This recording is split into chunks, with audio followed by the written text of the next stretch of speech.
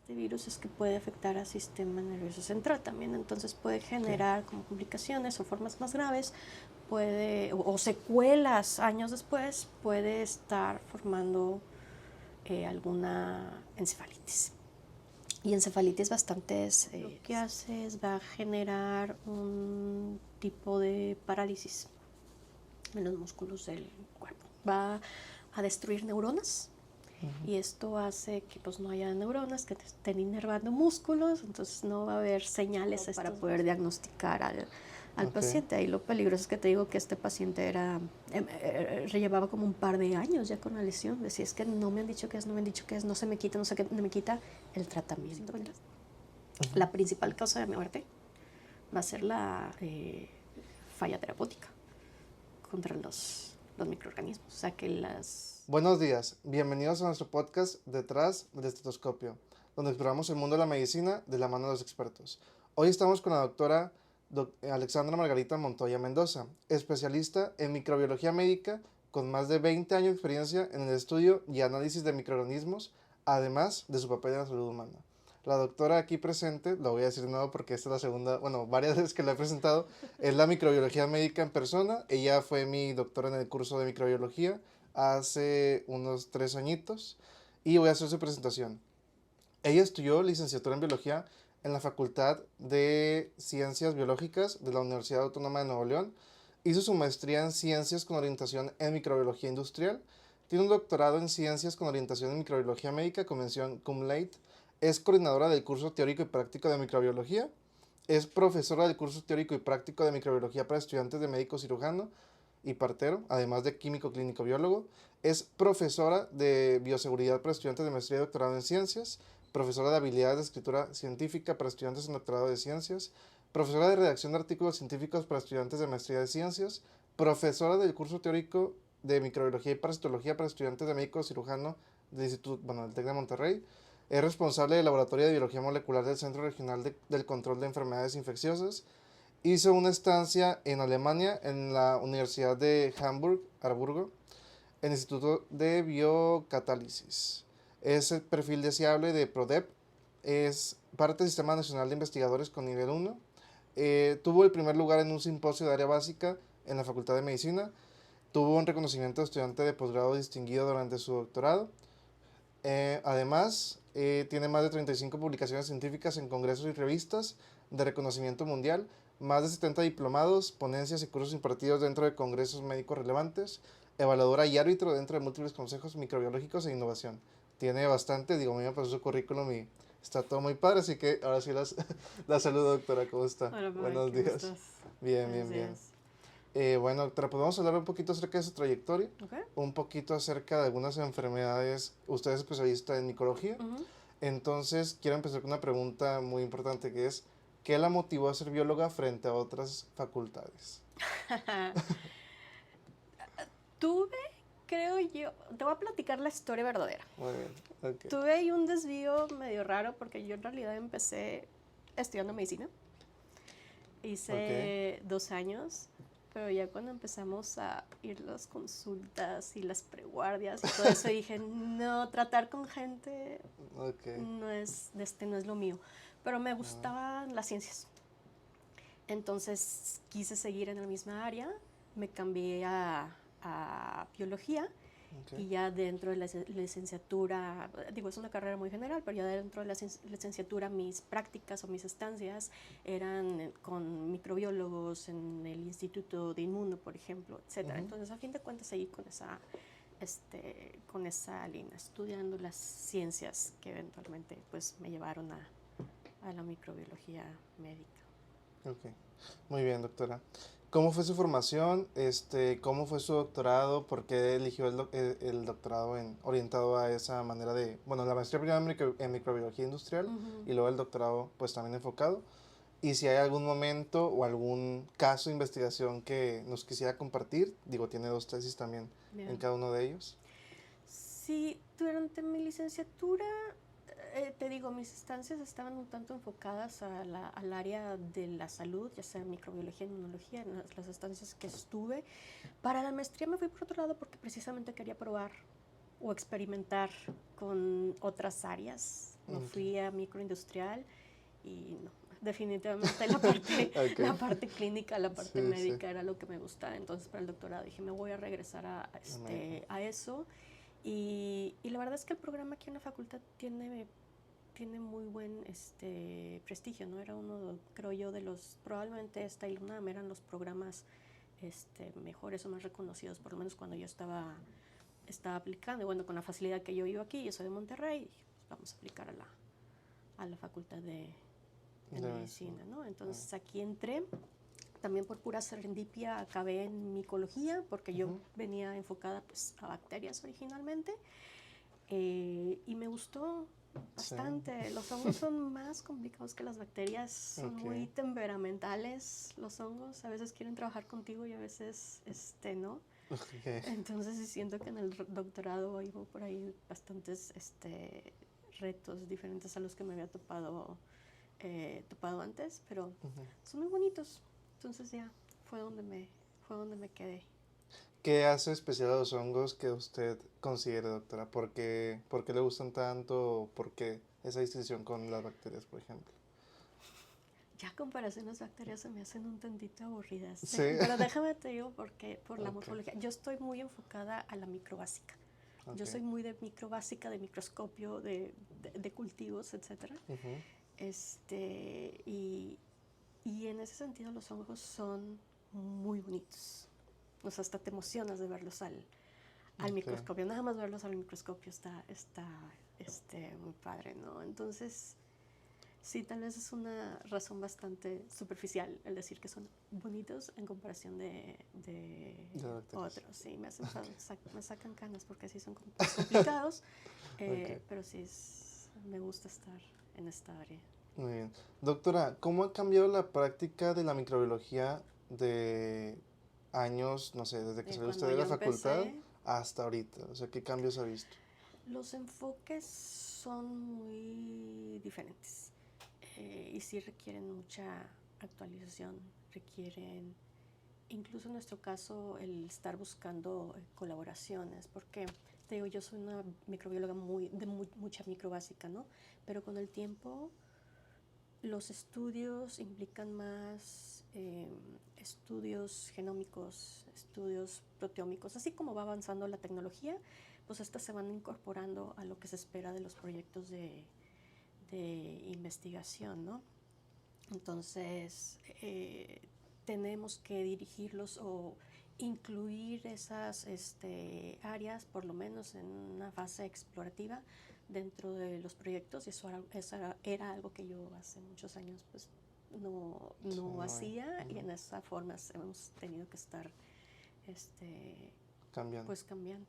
Ok.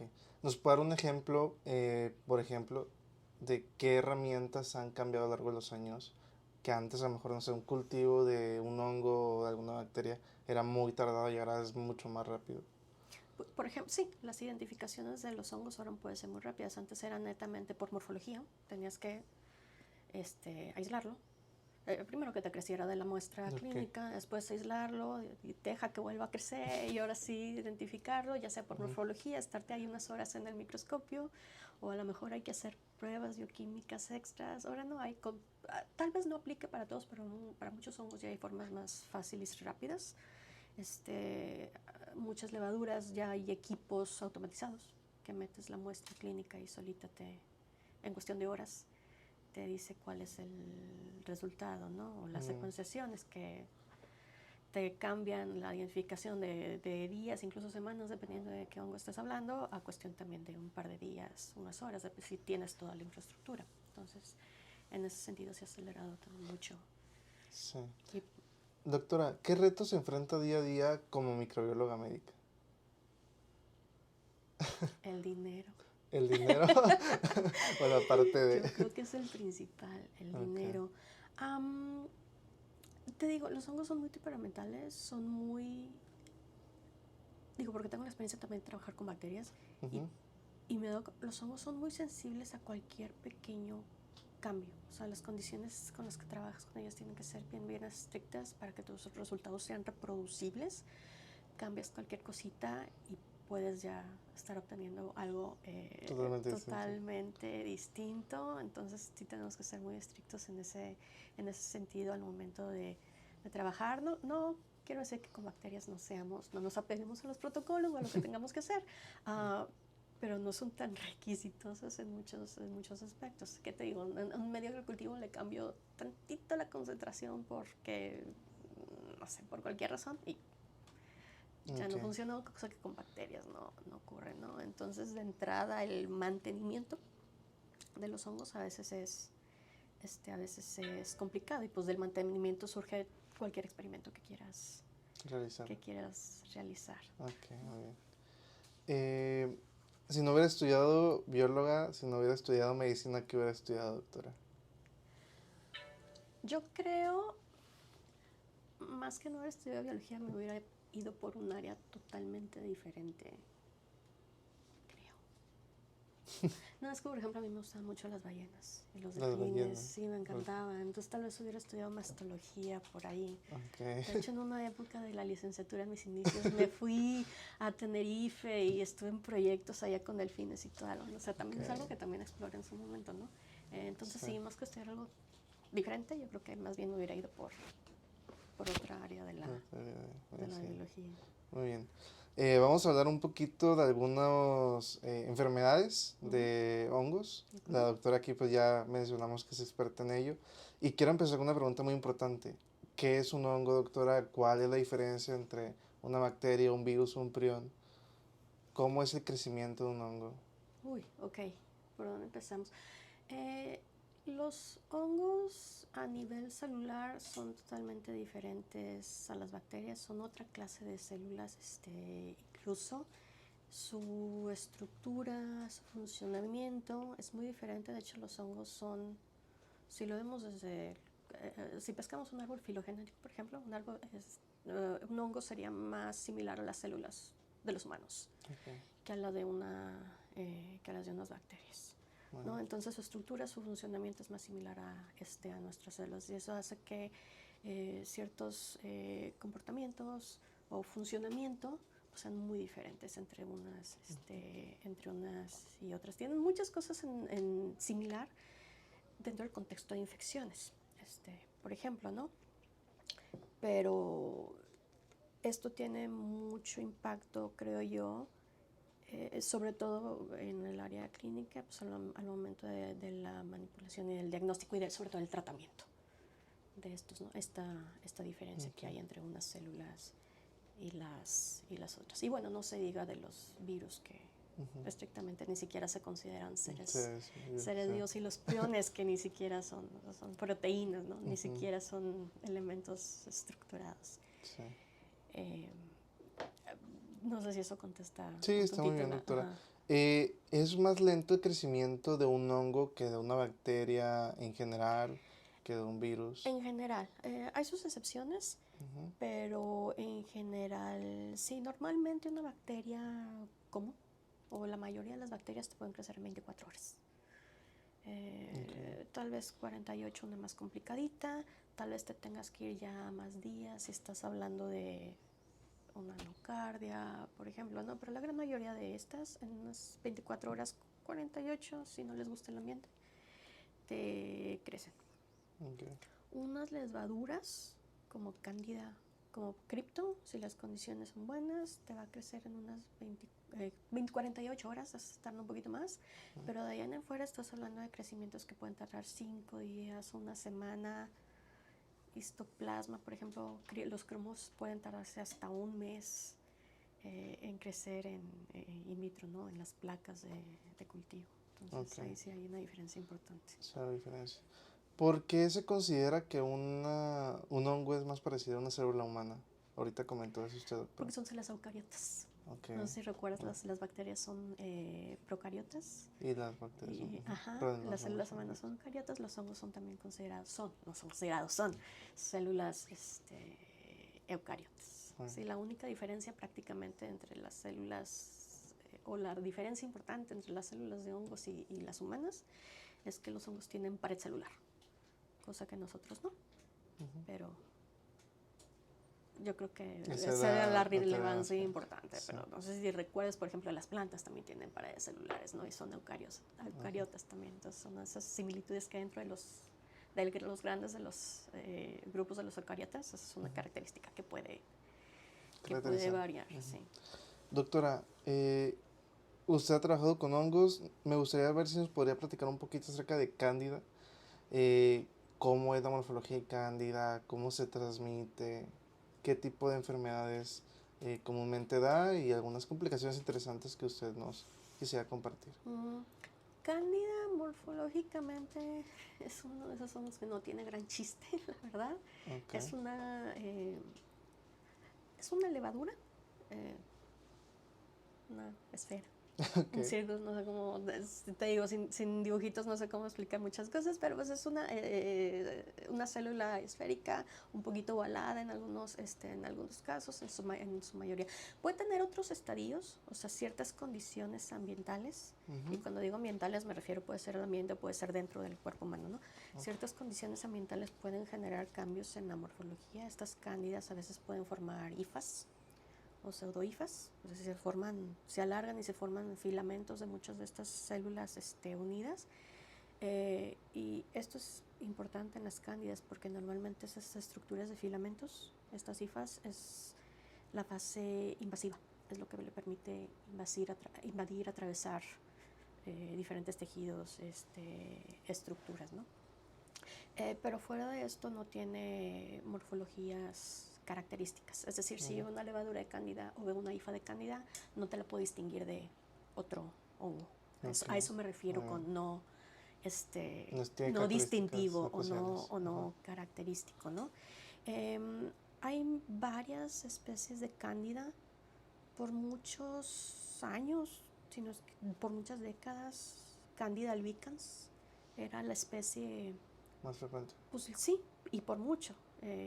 Prácticamente cuando hablabas de enfermedades por cándida te referías a Cándida albicans, ¿no? Ya en las últimas décadas pues ya está aumentando la frecuencia de enfermedades por otras especies.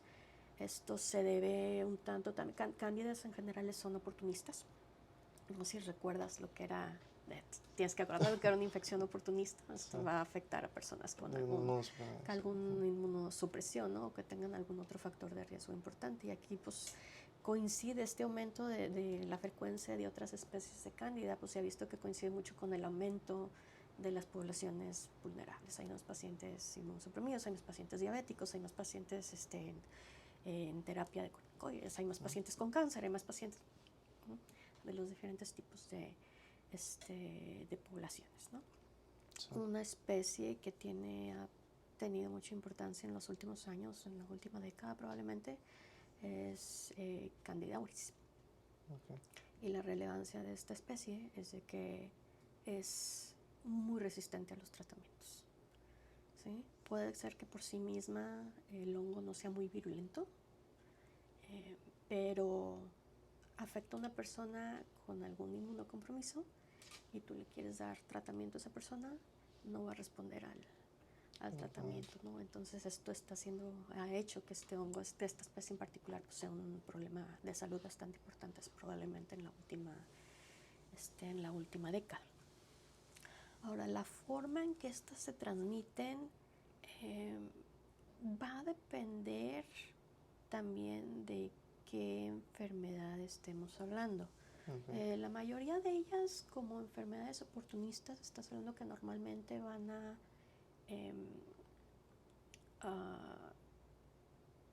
se van a transmitir normalmente por alguna vía parenteral. El uso de catéteres o de sondas es de las formas probablemente más frecuentes en las que estas levaduras son introducidas en el cuerpo, se van al sistema circulatorio y pues ahí pescan a donde la sangre se las lleve, ¿no? Entonces, para cuando estamos hablando de fungemias o de enfermedades, infecciones diseminadas, o sea, que están en todo el cuerpo o en diferentes partes del cuerpo, sí, la parenteral es probablemente la forma más frecuente. Pero habrá otras. Albicans puede producir, por ejemplo, eh, infecciones cutáneas. Y pues esas van a ser producidas por las cándidas que se encuentren en la piel. Si hay algún cambio en las condiciones en el paciente, si hay cambios si hay una humedad importante, que se resguarde. Por ejemplo, personas que usan guantes mucho tiempo y se mantiene la humedad en la mano, o los bebés, la candidiasis del pañal, ¿no? Los bebés que tienen el pañal y no los cambian en mucho rato, se mantiene mucho la humedad, ¿no? Entonces el aumento de humedad es una condición que hace que la cándida que ya está ahí se empiece a reproducir y eventualmente formar la enfermedad, generar la enfermedad. También la vaginitis, ¿sí? La candidiasis vaginal, esa también se debe a cándidas endógenas. Una cándida que ya está, pero cambia, normalmente son cambios de pH que ocurren en la vagina, que también van a favorecer la proliferación de la levadura y que se genere la enfermedad. Entonces, cuando estamos hablando de cándida, pues podemos tener dos formas, básicamente. O sea, las cándidas que ya las tenemos en el cuerpo, porque cándida puede ser parte de la microbiota, que cambia una condición y eso favorece que se reproduzcan más de lo que deben de reproducirse y genera la enfermedad, o pueden ser adquiridas del ambiente. Cuando esto ocurre, la forma más frecuente es que sean por la vía parenteral. Muy bien. Doctora, ¿qué complicaciones frecuentemente encontramos en una infección de cándida no tratada a tiempo? Sí, la fogamia eventualmente puede llevarte a esa no fue la palabra, disfunción multiorgánica. Sí, porque cuando estamos hablando de una enfermedad ya sistematizada, te digo, la cándida puede irse a diferentes órganos, estructuras. Le gusta el hígado, le gustan los riñones, le gusta el páncreas. Entonces ahí empieza a generar daño tisular en esos sitios, empieza a haber falla en estos órganos, ¿no? Pues esto después eventualmente puede llevar al shock de muerte de la persona. Muy bien. Doctora, hablando de Trichosporum, ¿qué nos podría platicar interesante de ese hongo? De mi hija. Trico es también un hongo oportunista que mucho menos frecuente que cuando hablamos de hongos de levaduras principalmente. Cándida es por mucho la reina de los hongos, ¿no? Tienen un gran porcentaje de las infecciones por levaduras están por cándida. Por ahí hay otros que le siguen en segundo o tercer lugar, probablemente Trichosporum y Cryptococcus sean estos, ¿no? Trichosporum también va a ser un hongo ambiental, no lo podemos encontrar en el ambiente, también puede ser parte de la microbiota, entonces muy similar a lo que vemos con cándida, puede ser adquirido del exterior o puede ser causa de la propia hongos que ya traemos, que están colonizando nuestro cuerpo. Esta última es la más frecuente, ¿no?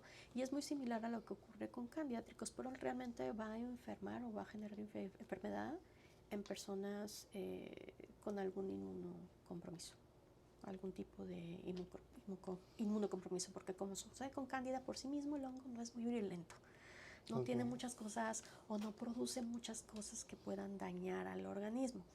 Pero una persona con inmunocompromiso pues tiene un sistema inmune deficiente, no tiene las células que requiere para eliminar a estos hongos, entonces no hay nada que detenga a estos hongos de estarse reproduciendo mucho y pues les permite igual estarse paseando por el cuerpo. También le gusta el hígado, también le gusta el riñón y genera daños estructurales, funcionales en estos órganos.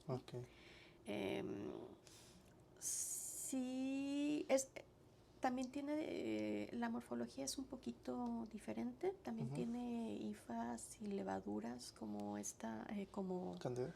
Como cándida, pero algo que se ha visto también con Trichosporum es que tiene una tercera estructura que nos ayuda a identificarla, que se llama troconidio, pero básicamente es una célula que es más rectangular, su forma es rectangular. ¿No? Entonces la presencia de estos 3 cosas de la Lo vas a levadura, del identificarlo. latroconidio, Ok. de esta célula rectangular y de la hifa, nos ayuda a identificarla. Y todas estas estructuras las encontramos al mismo tiempo, a diferencia de Cándida, porque Cándida normalmente o es una o es la otra. Trico nos topamos todas las morfologías al mismo tiempo, eso nos ayuda a identificarlo. Pero pues también la principal enfermedad, vamos a estar hablando de una tricosporonosis, que va a ser una infección pues sistémica, o sea, va a haber una fungemia con probable migración a diferentes órganos, ¿no? Yo trabajo con porque la investigación con Tricosporum pues está muy por detrás de lo que se sabe o de lo que se ha investigado si lo comparamos con Cándida, incluso si lo comparamos con Cryptococcus, porque pues en términos de la microbiología Tricosporum es nuevo. No. Había un caso por ahí, un caso por allá, ¿no? Okay. Pero eso es recientemente también cuando se han empezado a surgir muchos reportes de casos para ¿no? Entonces se sabe relativamente poco de la patogenia o de los factores de virulencia que tenga él. Pero generalmente entonces son enfermedades dérmicas. No, sistémicas. Sistémicas. Sí. Okay. Sí. Tricosporum era conocido por causar piedra blanca. No sé si te acuerdas de la piedra blanca. No, si quieres explicarnos. Es una parasitosis que se queda en el pelo. El Tricosporum se queda en el pelo y forma pues como granitos o concreciones o nódulos a lo largo del pelo. Entonces, de hecho hay gente que piensa que son liendres o algo así, ¿no? Porque en un pelo ahí vas a tener varias granitos blancos. Como bultitos. Bultitos, sí. Pero eso no te causa daño, es netamente estética la piedra blanca. O sea, una persona se corta el cabello y ya así es como lo puede. Está unado también a factores de humedad y a crecimiento en asociado, sí, también es muy asociado a humedad. Eso se ve incluso más en mujeres, porque en mujeres es muy frecuente que se recojan el cabello estando húmedo. Okay. Y eso propicia mucho, ¿no? Pero en general es la humedad. Si hay cabello y hay humedad, pudieran empezarse a formar esos nódulos de la Entonces ahí va una pregunta muy frecuente que es mito, según algunas personas, u otras no. El bañarte, doctora, y estar con el cabello mojado y acostarte en la almohada y quedar dormido de esa manera, ¿puede propiciar el crecimiento de hongos? Pues mira, yo lo hago. Okay. No me ha pasado hasta ahorita. No, yo creo que es más, si lo tienes suelto, no, yo creo que más bien el problema es el tenerlo todo apretado. Sí, porque eventualmente te duermes con el cabello mojado y se te seca a lo largo de la noche. En 1 hora, 2 horas ya lo puedes tener totalmente seco. La cosa es que cuando te amarras el cabello se queda húmedo por mucho tiempo. Entonces la recomendación horas. Es no amarrarte o no hacerte la cosa es no amarrártelo mientras esté húmedo el cabello, eso porque eso pudiera propiciar y se ha visto mucho. De hecho, hemos visto pacientes, porque aquí llegan a la toma de muestra, creo que me ha tocado un par de que se quitan la cola del cabello y ahí es donde sale toda la ristra de los, ¿en serio? de los nódulos. No es solo en cabello. También eso es importante que se sepa, porque te digo, mientras haya pelo, puede haber. Entonces ha habido casos de que en las axilas, en vello púbico, por ejemplo, o sea, te digo, mientras haya humedad, eso pudiera propiciar el crecimiento del hongo. Muy bien, doctora. Hablando un poquito acerca de Fusarium, que también es un hongo que usted domina mucho. ¿Qué nos voy a platicar de él, doctor? Ese es el que me tiene batallando ahorita. Fusarium, por mucho tiempo... Fusarium ya es un hongo diferente. Esta no es una levadura, es un hongo filamentoso. O sea, principalmente formado por hifas. Ya morfológicamente puede ser más característico porque tiene unas estructuras que se llaman macroconidios, conidios grandes, que tienen una forma ya más particular, ¿no? Formando un arco, ¿sí?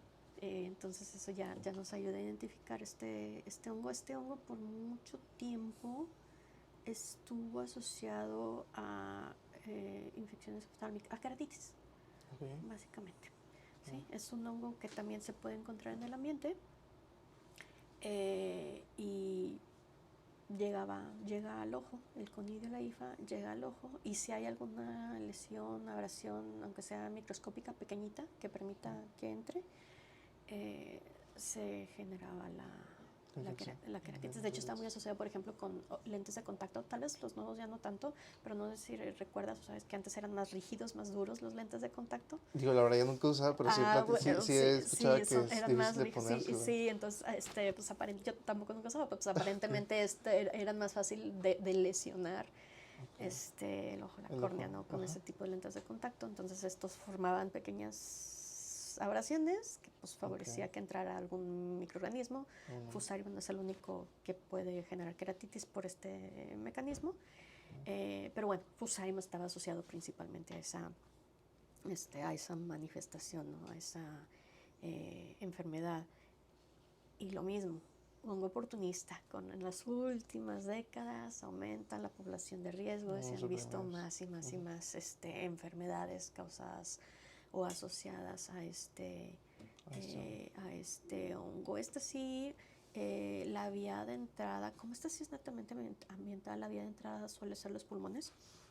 Entonces, sí es frecuente que el paciente tenga alguna manifestación respiratoria inicial, pero al igual que los otros, se puede ir a circulación y se puede ir a otros órganos. ¿Estos tres hongos, doctora, se pueden contagiar de persona a persona? No. Fíjate que hasta ahorita es una ventaja que vemos con los hongos. La transmisión horizontal es poco frecuente. ¿Sí? La transmisión horizontal es poco frecuente. Los dermatofitos, los que causan la tiña, como esos son de contacto, pues puede decir que una persona se los está pasando a otra. Pero aún así se requiere ciertos factores para que se genere la enfermedad. Estoy tratando de ver qué otro pudiera ser así. Son pocos, entonces. Sí, son pocos. Sí. Por eso no hemos tenido epidemias de hongos, yo creo. Porque sí, o sea. Muy bien. Doctora, hay otros 4 honguitos muy frecuentes que causan igual los 4 enfermedades respiratorias, que es Paracoxi, Blastomyces, Coccidioide y Histoplasma.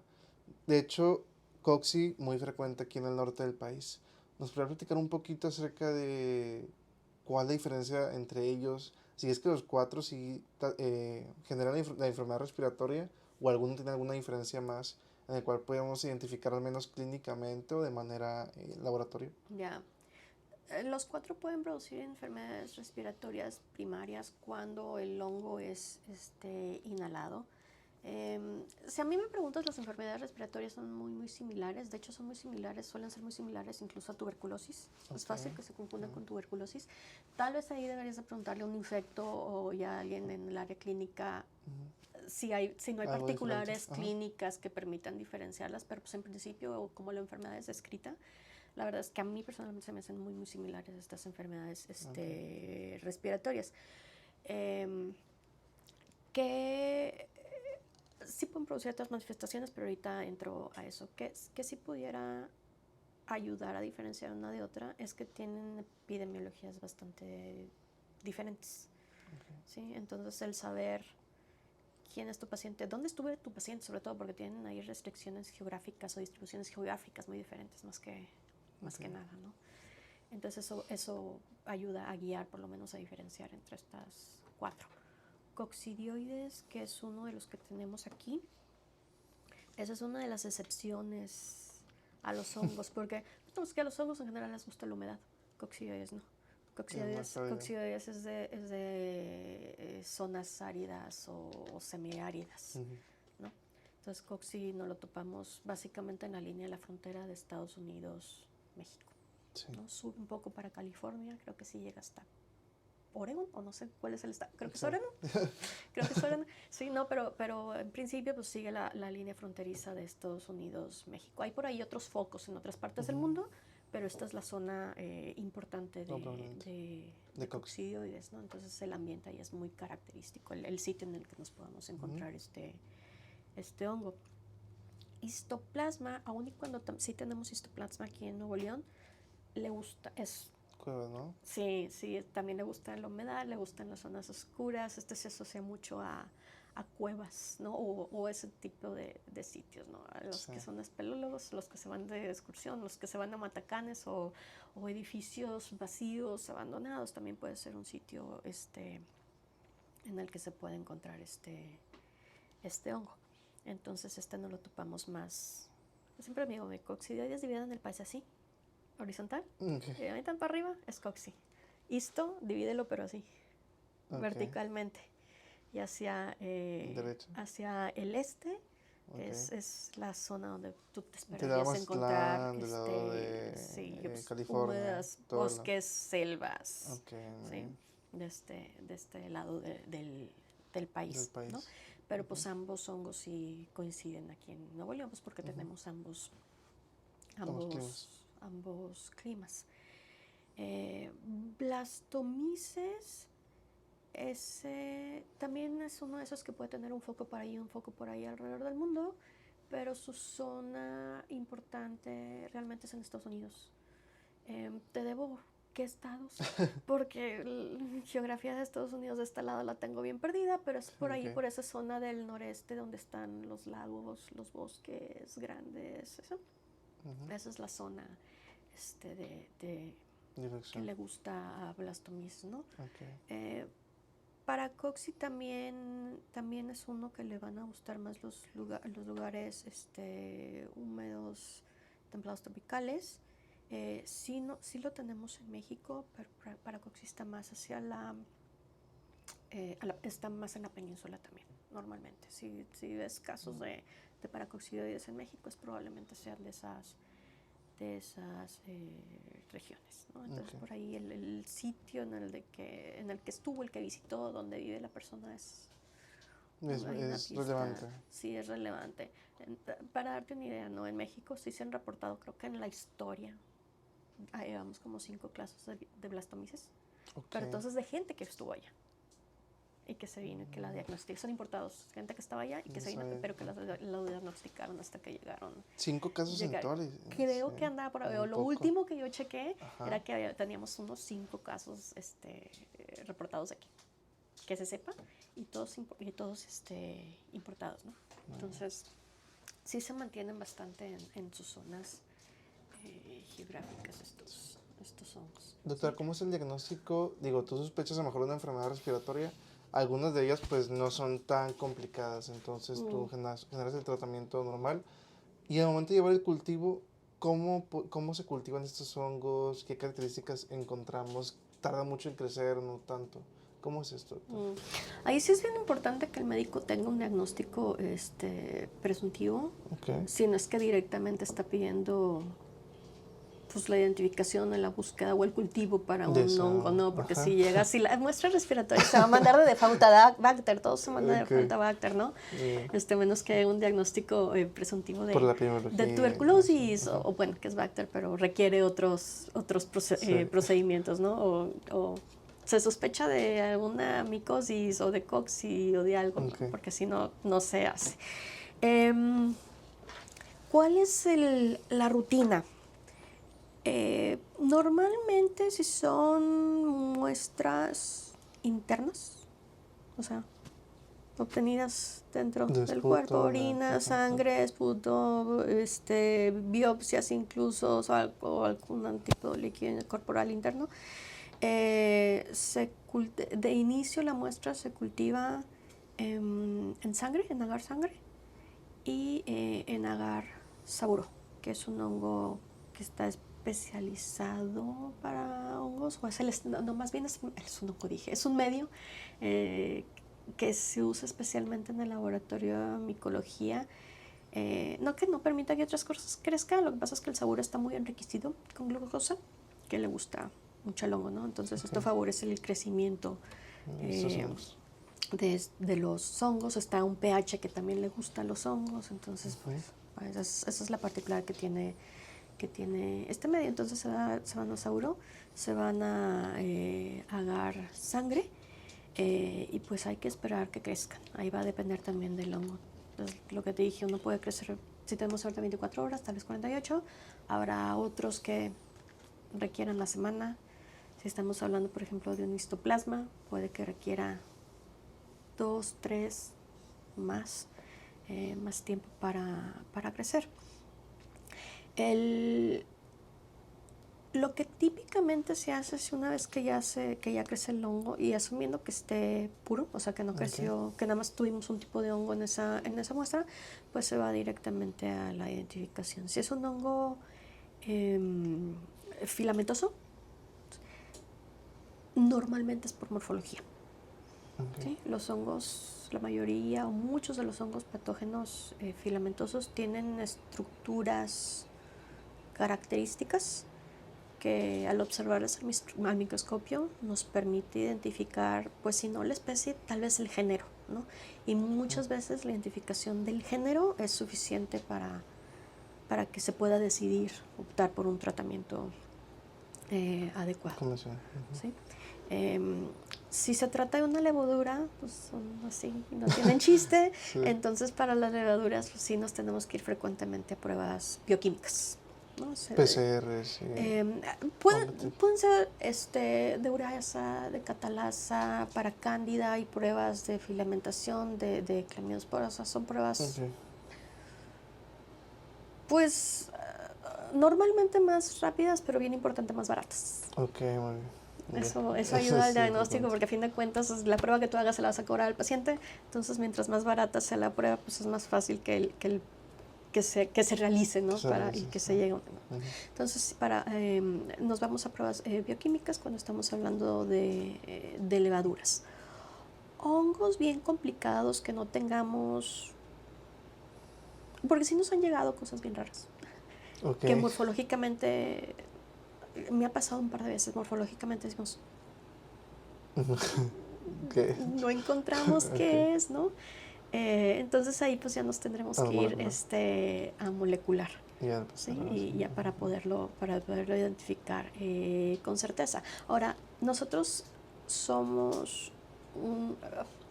no tenemos mucho volumen de muestras.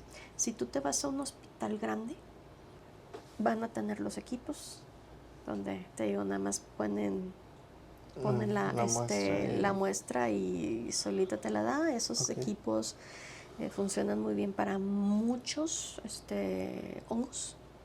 No son buenos para otros, pero pues los más comunes por lo menos sí te los podrá identificar ¿Qué casos bien raros, y rápido.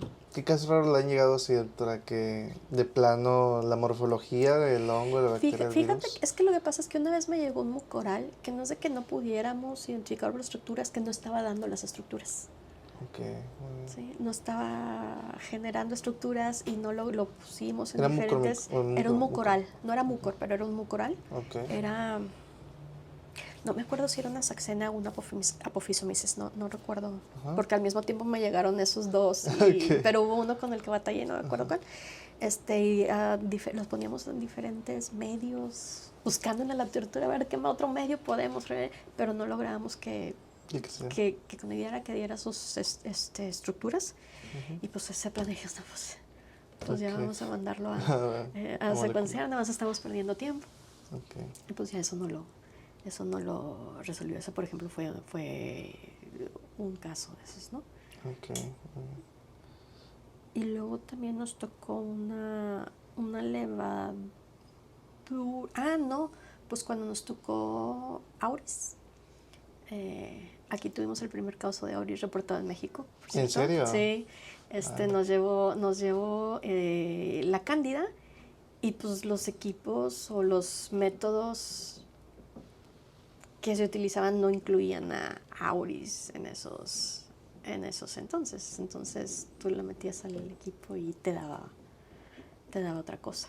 O le hacías las pruebas y por los resultados obtenías una especie totalmente diferente. Entonces se sospechaba de Auris porque era muy resistente a los antifúngicos que le estaban probando, ¿no? Y tenía muchas similitudes, o los resultados nos daban otra especie de cándida que ya se sabía, era fácil que se confundiera con auris, ¿no? Entonces dijimos, entonces ya esa la llevamos, la mandamos a secuenciar para saber con certeza, y sí fue. Yo creo que esos son los 2 casos que recuerdo que... Muy bien.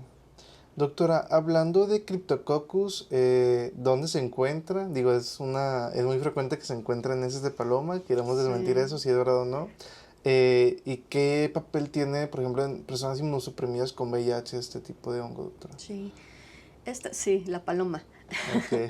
Es un hongo, se puede encontrar realmente en heces de diferentes tipos de aves. Yo creo que la paloma tiene mucha relevancia en este caso, pues porque es la rata de las ciudades, la rata del cielo de las ciudades. La paloma es de los vectores animales del Cryptococcus el que probablemente tenga más contacto con los humanos. Y yo creo que por eso se le da tanta relevancia a la paloma. No es la única ave en la que puede estar. Pero se sabe, por ejemplo, también que está asociado no deja de ser un hongo ambiental, está asociado a varios árboles. Ahorita el que recuerdo es el eucalipto, me parece. Okay. O sea, ya se sabe que si muestreas uno de estos árboles, probablemente te encuentres Cryptococcus, ¿no? Entonces, a fin de cuentas, es un hongo que va a andar por ahí. Ese hongo se aerosoliza, es una levadura también, se aerosoliza, entonces se viene en el aire, la inhalamos, ese es el principal mecanismo de entrada, ¿no? Es también un hongo oportunista, entonces es también un hongo que va a generar enfermedad normalmente en personas con algún inmunocompromiso. No exclusivamente con VIH en personas con inmunocompromiso, pero sí se ha visto, y no la quiero estar regando en esto, pero me parece que personas con VIH que presentan meningitis, que normalmente es cripto, el agente que va a ser el que la está causando, ¿no? Entonces, pues sí ambas infecciones están muy asociadas precisamente por esta correlación, ¿no? Pero te digo, a fin de cuentas, personas inmunocomprometidas no tienen las células, es normalmente defensa celular la que se encarga de pelearse de pelearse con los hongos, de eliminar a los hongos. Entonces, si hay deficiencias en la inmunidad celular, pues se permite que el hongo crezca y se reproduzca y se disemine. Aquí cripto tiene tal vez una particular, no muchos hongos tienen esto, de que pueden llegar al sistema nervioso central, ¿sí? Entonces, pues ahí causa infecciones en el cerebro, se manifiesta como meningitis y pues afectar principalmente estos grupos de pacientes. Ok, muy bien. Doctora, vamos a platicar un poquito de sarampión, porque usted nos estaba comentando ahorita en el pequeño corte que hicimos que se ha vuelto un gran brote, a lo mejor, de casos. Pero platicar un poquito acerca de sarampión, qué es, cómo se transmite y por qué es tan peligrosa esta enfermedad. Sí, el sarampión es un virus. Es un virus pues bastante, es fácilmente transmisible porque se transmite por vía respiratoria. Okay. ¿Sí? Entonces, una persona expira y ya puede estar ahí eliminando virus, ¿no? Entonces, fácilmente transmisible. Este virus, la manifestación principal es probablemente el exantema. O sea, se genera un sarpullido en todo el cuerpo. Lo que es probablemente peligroso, probablemente lo que es peligroso de este virus es que puede afectar al sistema nervioso central también. Entonces puede generar como complicaciones o formas más graves, o secuelas años después, puede estar formando alguna encefalitis. Y encefalitis bastante severas, o sea, la persona puede morir por una encefalitis causada o originada por un sarampión originalmente, ¿no? Entonces, personas que sí llegan a formar las formas que llevan a desarrollar las formas graves de la enfermedad o que llega ya a afectar el sistema nervioso central, sí tienen índices de mortalidad pues ya importantes, ¿no? Aquí yo creo que la creencia errónea es que como a muchos solamente les da el exantema. Okay. Creen que no es una enfermedad que puede generar una complicación peligrosa. Sí, pero no, sí, hay personas que pueden llegar a desarrollar ya manifestaciones bastante importantes. ¿No? El sarampión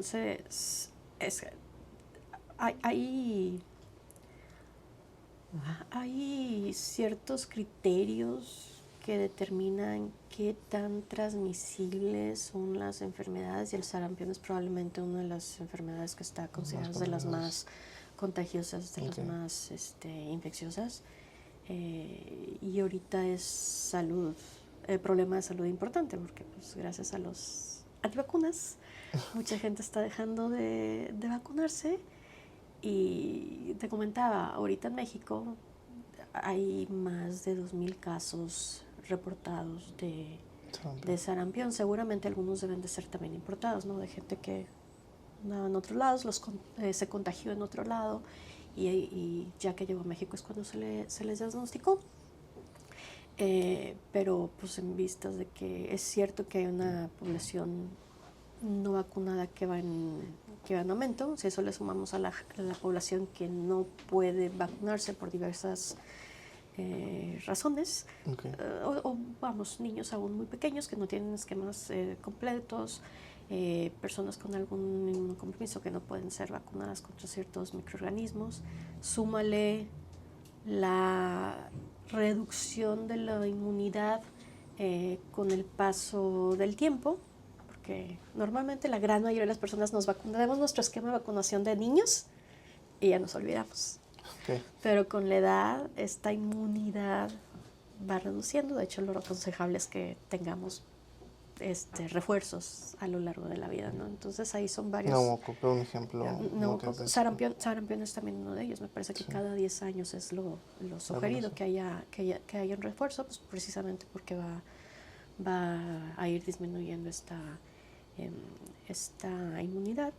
Muy poca gente hacemos eso. Entonces, si eso le sumas que hay más virus en circulación, precisamente por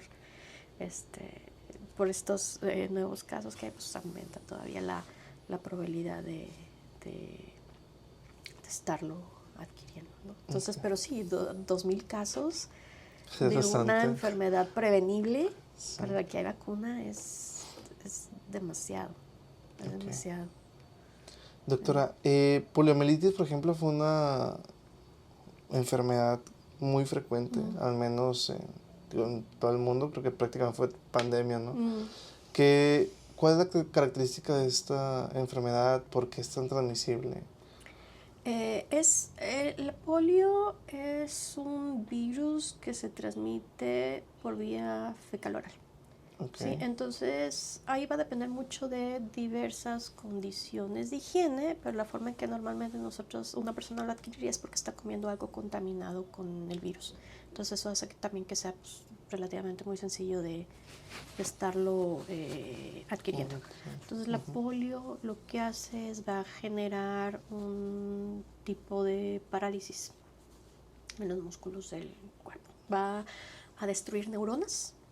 Y esto hace que pues no haya neuronas que estén inervando músculos, entonces no va a haber señales a estos músculos que les diga, oye, muévete. Entonces va a generar diferentes, o parálisis en diferentes partes del cuerpo.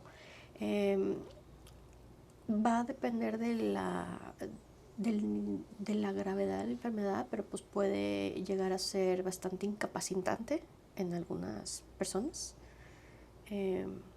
Y hay casos también en los que va a estar, que esto era lo que lo hacía muy peligroso también, que empieza a afectar o que puede afectar los hongos que controlan la respiración.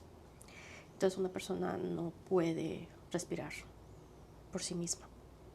¿Sí? Entonces esto es lo que hace bastante peligroso también este virus. Está bastante controlado. ahorita mundialmente. Creo que hay también por ahí focos en la que la enfermedad todavía continúa. India, Pakistán, esa zona del mundo creo que es prevalente todavía. Okay. Desafortunadamente es a causa de ausencias de programas de vacunación exitosos o existentes, incluso a lo mejor ni siquiera tienen, no te sabría decir.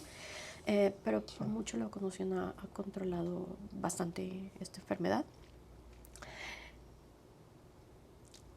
Me parece que hubo un caso reciente en Estados Unidos. Entonces, controlado, voy a decirlo con cautela porque no sabemos si vayamos a seguir así. Nuevamente, la ausencia de inmunizaciones va a estar haciendo que bastantes enfermedades, yo creo que empiecen a reaparecer. En 2025 y casos, no, creo que fue el 24, 23, es de hace 1 o 2 años, pero imagínate estas alturas con casos de polio. Sí. Doctora, acerca de la vacunación, ¿por qué es importante seguir vacunándose contra COVID y contra influenza? Y no nada más, no sé, haber tenido las dosis de la pandemia o haberte vacunado contra influenza hace 5 años. Con influenza es bien sabido y con COVID también lo estamos viendo que va a haber mutaciones o cambios en estos virus. Estas modificaciones o estas mutaciones que tienen estos virus van a ser cambios en una proteína que está alrededor, ¿no?, de estos virus. Y ahí la cosa es que no voy a entrar en detalles cómo funcionan las vacunas, pero a fin de cuentas las vacunas están hechas para poder reconocer estas proteínas. Si esa proteína cambia, pues la vacuna que nos habíamos puesto ya no va a poderla reconocer, en términos muy generales, ¿no? Eso es lo que ocurre. Entonces estas vacunas que surgen cada año pues están adaptadas a estos cambios en las proteínas que van surgiendo con el tiempo, ¿no? Entonces básicamente nos están dando inmunidad para las nuevas versiones de los virus que empiezan a surgir. Muy bien. Doctora, acerca de, usted es microbióloga, no, la presenté como micóloga, pero también, como mencioné, la microbiología en persona, usted sabe bastante de bacterias. Le quería preguntar acerca de Salmonella. Es una enfermedad al menos muy prevalente en México, en algunas personas por su transmisión, también por el tipo de transmisión en la comida que se consume aquí en México. Entonces, ¿nos podría platicar un poquito acerca de cómo se transmite, qué enfermedad clínica te da y por qué muchas personas dicen se me reactivó porque seguía apareciendo mi salmonela en exámenes incluso de laboratorio? Sí, hay salmonela puede generar 2 enfermedades. En términos muy generales también puede generar 2 enfermedades. Bueno, para empezar, van a ser bacterias que se transmiten por ingerir alimentos contaminados. Sí, como con todo lo que entre con alimentos contaminados va a depender mucho del nivel de higiene de la persona, del sitio en el que vive, de dónde va a comer, incluso de la infraestructura sanitaria que haya en su pueblo, en su ciudad, etcétera, ¿no? Entonces, se resume en higiene, ¿no? No necesariamente hábitos personales, pero en higiene. Salmonella puede producir 2 enfermedades. Una puede ser una gastroenteritis, como las producidas por otras bacterias, o sea, una diarrea. Pero también produce una enfermedad que se llama fiebre entérica. Esta no se limita nada más a problemas digestivos o de intestinos. Ya estamos hablando de una fiebre que va a estar afectando otras estructuras. Lo que ocurre aquí con esta es que en el caso de la salmonela particular que produce esta fiebre entérica, esta salmonela tiene la capacidad de quedarse viviendo en la vesícula. ¿Sí? Ahí se puede quedar latente por mucho tiempo, incluso años. Y después, si se dan las condiciones apremiantes, puede ser pues, de la vesícula. Ya hay conductos que llevan los contenidos al intestino, ¿no? Entonces, con estos contenidos, la bacteria que está en la vesícula pues, puede irse nuevamente al intestino e iniciar todo el ciclo de infección original, ¿no? Y es por eso que con estas enfermedades la gente dice que se reactiva, es porque sí, porque la bacteria ahí se quedó, estaba dormida, pero ahí se quedó. ¿Hay algo que podemos decir que depende o es parte de para que la bacteria se reactive, doctora? Yo no tengo identificado algo, o sea, a fin de cuentas lo que resuelve es un tratamiento efectivo. Si esto va a ocurrir si la persona no estuvo en tratamiento o si el tratamiento no fue eficaz, estas reactivaciones van a estar sucediendo porque es parte del ciclo natural. O sea, no hay un estímulo que inyecte a la bacteria, ¿no? O sea, ya la vesícula está secretando los contenidos a manera regular, ¿no? Entonces este ciclo va a estar ocurriendo. Lo que lo detiene pues va a ser el tratamiento eficaz. En el caso de una bacteria también que es prácticamente la misma transmisión, que es el Helicobacter pylori, doctora, ¿por qué a veces es tan difícil de erradicar? ¿Por qué la gente, o qué papel tiene el hecho de que tú tomes a lo mejor, no sé, medicamentos como un omeprazol o ese tipo de fármacos y empeore el hecho de que tú tengas una gastritis al estar colonizado por esta bacteria? Porque el Helicobacter llega al estómago, ¿sí? Es arma de dos filos, porque lo que pasa, lo que hace el omeprazol a fin de cuentas es que empieza a subir un poquito el pH, pero tú al subirle un poquito el pH estás facilitando que la bacteria esté ahí y crezca y cause el daño en el estómago que produce. O sea, la bacteria normalmente sobrevive el pH ácido del estómago porque tiene muchos mecanismos que le ayudan a sobrevivir ese pH, ¿no? Pero la bacteria básicamente está en turbo trabajando, defendiéndose del pH bajo. Tú das omeprazol, subes el pH, pues nada más la estás ayudando. Alivia, porque pues como causa daño en el estómago, pues el ácido duele, hace que duela, subes pH, pues ya no duele tanto, pero estás facilitando que la bacteria continúe haciendo el daño. ¿En qué casos de gastritis podríamos sospechar en el Helicobacter pylori, doctora? ¿En alguna gastritis que sea resistente? ¿O en qué momento se hace la identificación de que la gastritis es causada por ella? Me parece que es el sitio de la úlcera lo que te puede llevar a sospechar bastante, porque son las úlceras duodenales, las que están muy asociadas a Helicobacter, como que ese es el sí, y bueno, por supuesto las del estómago, ¿no? Pero cuando hablamos de intestino, las duodenales, me parece que no te diré muchas mentiras, pero anda por el 80-90% de esas úlceras van a estar asociadas a un Helicobacter. Entonces el sitio de la lesión es muy indicativo de esta bacteria.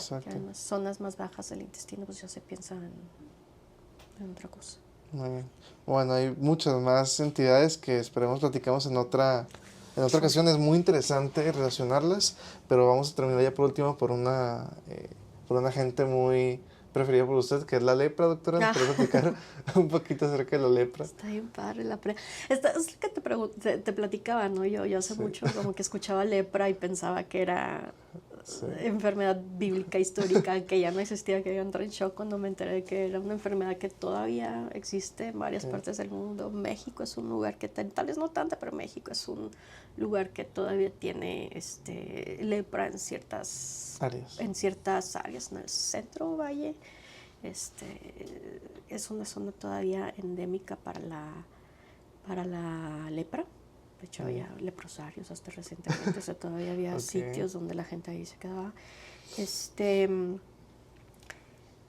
Se sospecha que tiene vectores animales. Me parece que hasta ahorita se ha identificado solamente a un tipo de armadillo como transmisor de la lepra. Fuera de eso se sospecha que pudiera ser por contacto directo, se sospecha que pudiera ser vía respiratoria. Pudieran ser todos estos a la vez. Okay. Hasta ahorita es netamente teoría, me parece, no está certeramente identificado. Y es una enfermedad, tiene varias formas, pero es una enfermedad que puede ser bastante, ¿cómo decirlo?, destructiva. Esta bacteria destruye muy fácilmente los tejidos en los que se encuentre, ¿no? Okay. Se manifiesta la mayoría de las veces en piel, en cartílago. Por eso que también las hace una enfermedad bastante impactante, okay, apantallante, porque puede dañar mucho tegumento y cartílago, sobre todo en su forma lepromatosa. Tampoco es una bacteria que sea muy virulenta por sí misma, pero se reproduce bastante, se replica bastante y pues eso lleva a daños bastante severos en las estructuras que está infectando. Y esto no es ayudado con que tiene la facilidad de formar granulomas. Que pues a fin de cuentas, recordamos, los granulomas van a ser, ¿cómo describirlo?, estructuras o grupos de células inmunes que se unen, cuyo finalidad es destruir el microorganismo, pero pues a fin de cuentas acaban también afectando, destruyendo el tejido, ¿no? Entonces también la enfermedad se ve favorecida por la formación de estos granulomas, sí. Okay. Pueden afectar sistema nervioso periférico, pueden perder estos pacientes la sensibilidad en varias partes del cuerpo, dependiendo de donde esté afectado. Entonces, aparte del lepra lepromatosa, que digo es la más común y lo que todos pensamos cuando hablamos de lepra, ¿qué otro tipo de lepra tenemos? El otro es la tuberculoide, que de hecho esta es en las que más se forman estos granulomas, que digo, el daño está principalmente dado por estos granulomas y no tanto por la alta presencia de las bacterias. De hecho, lo más frecuente es que no haya mucha cantidad de bacterias. Pero el daño va a estar dado por estos granulomas. De hecho, tiene este nombre porque los granulomas son básicamente los mismos que se forman en la tuberculosis. ¿Sí? Okay. Que también el daño en los pulmones está muy dado por la formación de estas estructuras, ¿no? De estos granulomas. La lepra tuberculoide puede que no sea tan apantallosa. Las lesiones en la piel no son tan drásticas, por decirlo, como en la otra. Estas normalmente se van a formar placas eritematosas, okay, en el cuerpo, pero pues eso yo creo que también hace que sea más difícil de diagnosticar, porque es más fácil que se confunda más bien con algún otro tipo de infección, ¿no? Y esto puede retrasar, okay, a veces el tratamiento, porque el tratamiento para micobacterias van a ser muy diferente que el tratamiento para otros tipos de bacterias. ¿Este tipo de bacterias, doctora, se pueden entonces contagiar de persona a persona? Potencialmente, sí, es lo que te digo, que no se sabe a ciencia cierta todavía. Se sospecha que puede ser por vía respiratoria. Okay. Es una vía que me parece que hasta ahorita las evidencias es a la que le están apuntando más. Pudiera ser también por contacto directo, porque sobre todo entonces se ha visto que hay un alto contenido de bacterias en la piel o en las lesiones. Muy bien. Bueno, doctora, ahora vamos a pasar a una sección de algunas experiencias que ha tenido usted en el laboratorio. Y la pregunta es, ¿puede contarnos algún caso real que ilustre cómo un mito o un mal consejo o una mala práctica, en este caso, afectó la salud de una persona? Sí. Te contaba, hace unos meses nos llegó un paciente. Originalmente habían estado mandando... tenía una lesión en la espalda, okay, ¿no? Entonces originalmente habían estado mandando muestras de la secreción de esta lesión para Ok. ver qué bacteria estaba causando la infección y no salía Sí. nada, no salía nada, no salía nada. Eventualmente mandaron al paciente para que aquí se le tomara La muestra. la muestra, pero lo vimos, me llamó el químico que está ahí encargado en recepción y doctora, venga a ver esto, y lo vimos y era claramente, sin duda alguna, era un Ok. micetoma, ¿no? Entonces, desde el diagnóstico presuntivo hasta la toma de muestra o la toma o la muestra clínica que se estaba sugiriendo, no era lo Adecuado. apropiado para poder diagnosticar al Ok. paciente. Ahí lo peligroso es que te digo que este paciente llevaba como un par de años ya con la lesión. Decía, es que no me han dicho qué es, no me han dicho qué es, no se me quita, no sé qué no me quita. El tratamiento que le estaban dando era probablemente un tratamiento empírico contra alguna bacteria, obviamente no estaba funcionando. Sí. Y ahí lo que nos preocupaba a nosotros era la localización de la lesión, porque los micetomas, los que causan micetomas, pueden ser osteolíticos. Entonces ese hongo, si seguía progresando la infección, podía irse a la columna Ok. y empezar pues ahí a... Degradar médula espinal. Sí. Ujú. Bueno, doctora, algo muy común causado por nosotros mismas personas, tanto médicos como no médicos, siento que es tomarte un antibiótico cuando no es por ahí. Vamos a hablar un poquito de resistencia antimicrobiana y de una crisis sanitaria que es actual en el momento, y es, ¿qué es la resistencia bacteriana y por qué preocupa tanto esto, doctora? Ok. La resistencia microbiana es cuando los microorganismos, bacterias, se ha visto con bacterias, se ha visto con hongos, un tanto con virus también se ha visto que pueden surgir mecanismos de resistencia. Estos lo que hacen es que van a ser mecanismos por los que a través de los cuales los microorganismos van a poder defenderse de los antibióticos. Okay. ¿Sí? Son diferentes tipos de herramientas o de formas en las que un microorganismo puede hacer esto, pero pues a fin de cuentas lo que hace es de que el antibiótico con el que se quiera tratar a una persona deje de ser eficiente, ¿sí? Ya sea por el tipo o ya sea por las dosis en las que se está utilizando. Y bueno, pues ahí lo peligroso de esto es de que no, eventualmente si esto progresa con con la tendencia en la que va, el tratamiento de las infecciones va a volverse muy, muy complicado. Ahorita te doy un par de casos que ya se está viendo, ¿no? Por ahí hace años salió este dato, no sé si ya lo hayan actualizado o sigue siendo el mismo. ¿De la pandemia? Pero, pero Okay. hace tiempo, me parece que era la OMS la que estimaba que para el 2050 la principal causa de muerte va a ser la falla terapéutica contra los microorganismos. O sea que los antibióticos con los que tenemos van a dejar de ser eficaces para muchos de estos microorganismos, y pues lo estamos viendo ya con varios de estos. Te platicaba de Candida auris, ¿no? Que por sí mismo no es un microorganismo muy peligroso, pero es difícil eliminarlo utilizando antibióticos. Pseudomonas, Klebsiella, Acinetobacter, ejemplos de bacterias que son muy difíciles de tratar simplemente porque cuenta con estos mecanismos, y los antibióticos actuales, muchos de ellos no son eficientes. Nos tenemos que ir probablemente a antibióticos ya bien más nuevos, pero pues eso desafortunadamente implica más dinero también, ¿no? Entonces eso dificulta, afecta mucho la salud pública, sobre todo cuando estás hablando de gente que no tiene recursos para tratamientos caros, ¿no?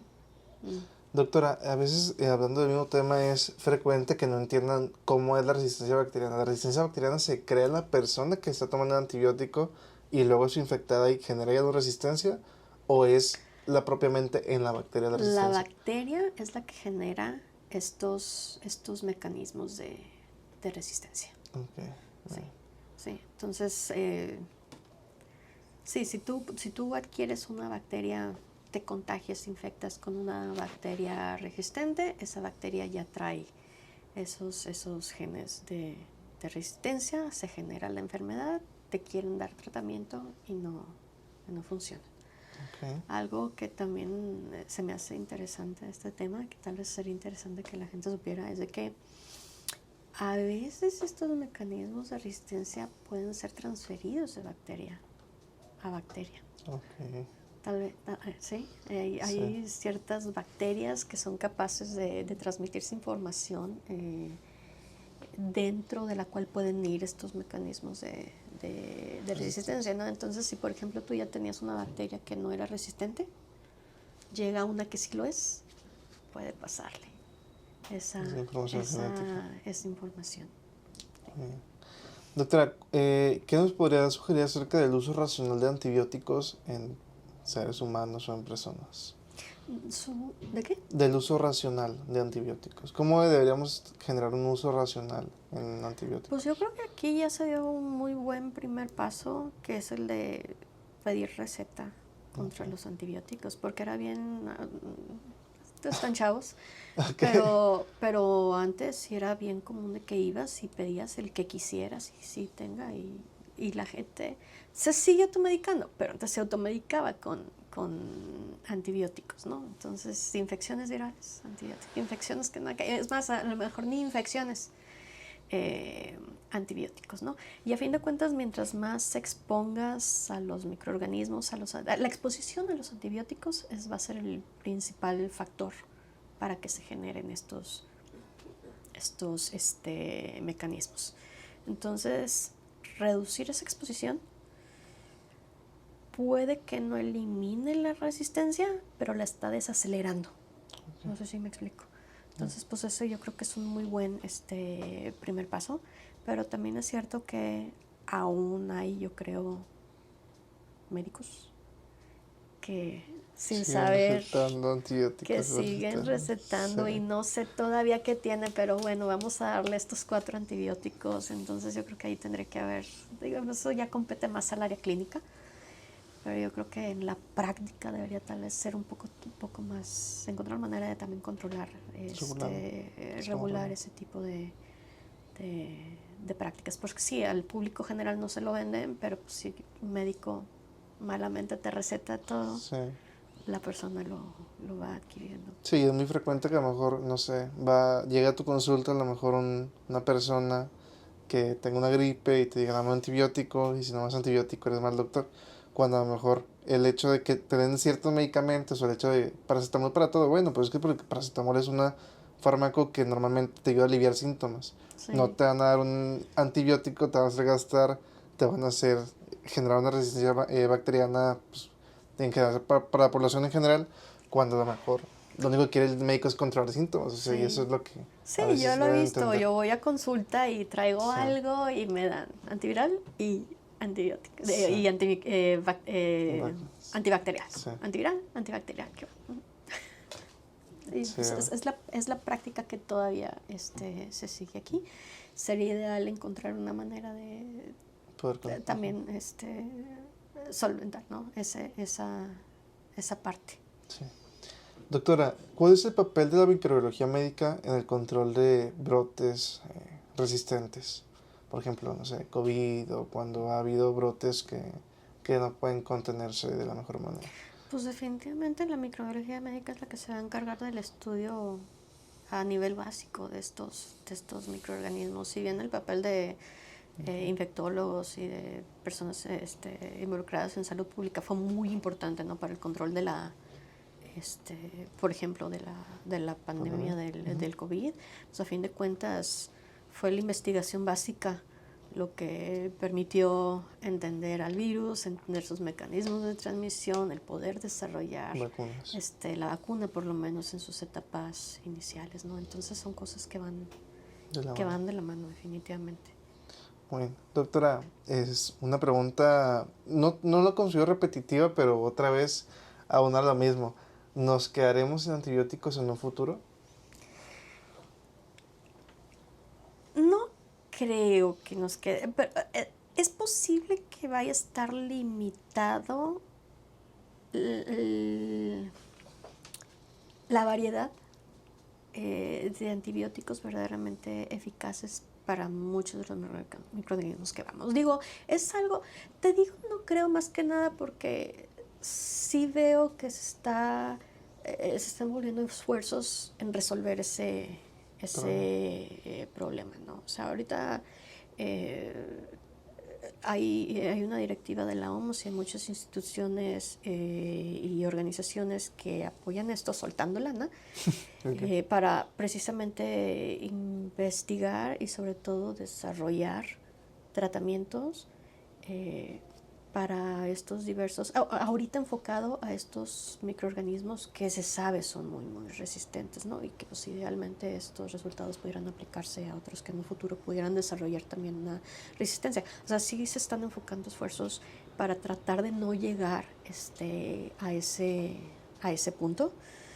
Yo creo que si se siguen enfocando estos esfuerzos, no llegaremos a ese punto, pero pues ahí es cruzar dedos de que sí se puedan desarrollar drogas, fármacos efectivos para estos.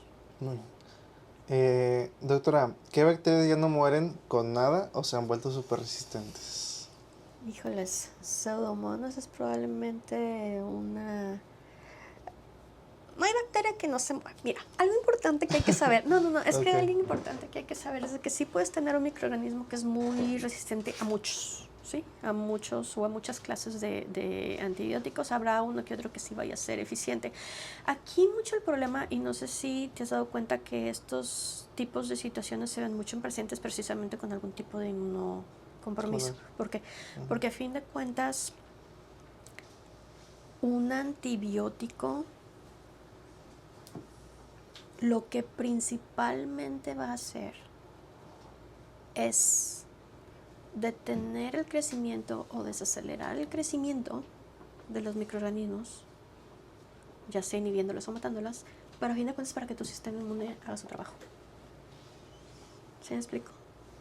Okay, si no tienes un sistema inmune funcional, al final del día no va a ser nada. Está bien difícil que aún y con un fármaco efectivo tú puedas resolver una infección. Entonces son las dos cosas las que se necesitan. Entonces hasta ahorita no hay un microorganismo que yo sepa que sea resistente contra absolutamente todo. O sea, habrá algún fármaco que pueda ayudar, ¿no? Pero es lo que te mencionaba hace rato. Aquí el problema es de que normalmente estos fármacos que sí son súper resistentes, o bueno, por lo menos en los antifúngicos, que es con lo que yo estoy más familiarizada, son los de más nueva generación, lo que implica que son los más caros. Estás hablando de tratamientos de miles y miles de pesos que difícilmente una persona va a poder. Ok, muy bien. El barato se echa tu hígado, entonces es bien efectivo, pero te daña el hígado, entonces... Sí. Bueno, doctora, ¿es peligroso automedicarse con antibióticos para una gripita? No es peligroso en el sentido que te va a afectar a la salud, Okay. pero pues es lo mismo, estamos favoreciendo, ¿no?, que se generen las resistencias con este tipo de prácticas, y es lo que hay que tratar de evitar. Ahora también hay que considerar no sé, alergias, hipersensibilidades, otro tipo de posibles efectos secundarios que pueda tener un medicamento, ¿no? Pues por eso idealmente hay que hacerlo bajo guía de un médico. Hablando de un tema muy interesante, doctora, que es la microbiota humana y enfermedades. ¿Nos podría explicar primero qué es la microbiota y por qué es tan importante? La microbiota va a ser básicamente todos el conjunto de microorganismos, bacterias, hongos, también se han encontrado parásitos que vayan que estén colonizando, que vayan a vivir en el cuerpo humano. Y estos viven básicamente en toda superficie que tenga contacto con el exterior. Y pues la piel es muy evidente, ¿no?